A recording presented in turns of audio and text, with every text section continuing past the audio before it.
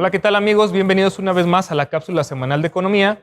Y aprovechando que acaba INEGI de publicar su última encuesta del mercado laboral, pues vamos a platicar un poco de cómo están evolucionando los distintos indicadores y qué implica esto para la reactivación económica del país.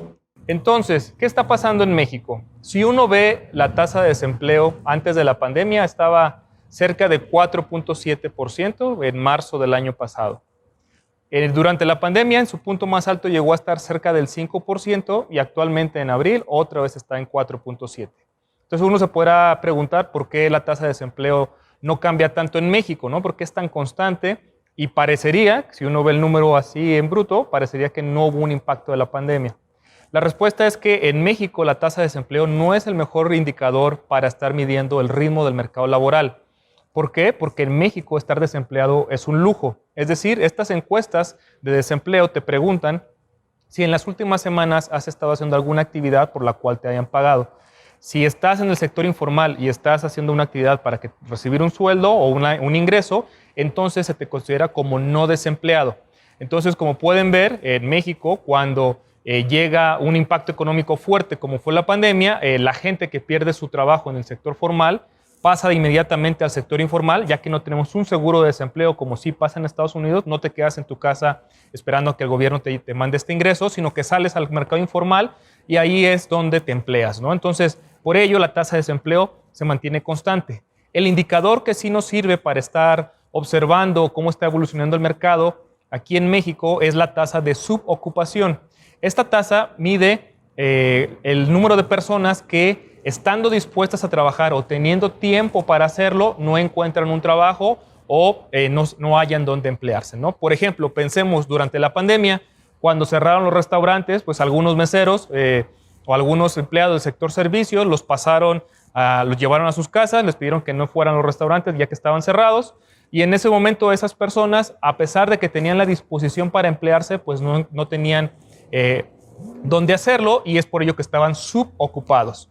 Antes de la pandemia, en marzo de 2020, esta tasa estaba alrededor del 9% de la población activa en México. En el peor momento de la pandemia llegó a estar en 29%. Ahí se reflejó todas las personas que no pudieron desempeñar sus actividades comúnmente, estuvieron subocupadas. Actualmente ese indicador ha ido llegando al 9% y conforme se fortalezca la demanda interna podríamos esperar que se estabilice ya en estos niveles, ¿no? Ahora, hay otro indicador muy importante dentro de la encuesta del mercado laboral, es la tasa de participación.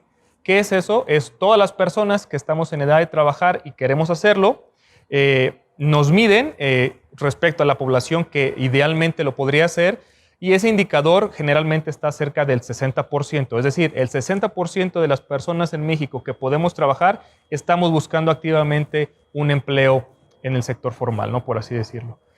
Pues bien, ese indicador es relevante ya que en los últimos meses hemos estado observando un incremento constante. Pasó desde 50%, 47% que estuvo en el punto más bajo de la pandemia y ahora está en 59%. ¿Qué quiere decir esto? Que cuando llega la pandemia, muchas personas salen del mercado laboral porque no se quieren emplear, ya sea porque o bien podían quedarse en su casa y estar protegiéndose del virus, o bien porque se terminaron sus empleos y en ese momento decidieron ponerse a estudiar y ya no participar en el mercado laboral, ¿no? Conforme se han ido relajando los semáforos epidemiológicos, están cambiando de amarillos a verdes, comienzan a reabrirse algunas actividades, comienzan a normalizarse poco a poco las actividades cotidianas, incluso los niños están regresando poco a poco a las escuelas, y entonces algunas personas que estaban obligadas a quedarse en su casa al cuidado de los niños o haciendo otras actividades, comienzan a regresar al mercado laboral y es por ello que la tasa de participación está incrementando, ¿no? Estos son indicadores muy importantes a estar monitoreando porque de ellos depende básicamente la recuperación de la demanda interna, que es lo más débil dentro de la economía mexicana, ya que el sector externo va muy bien.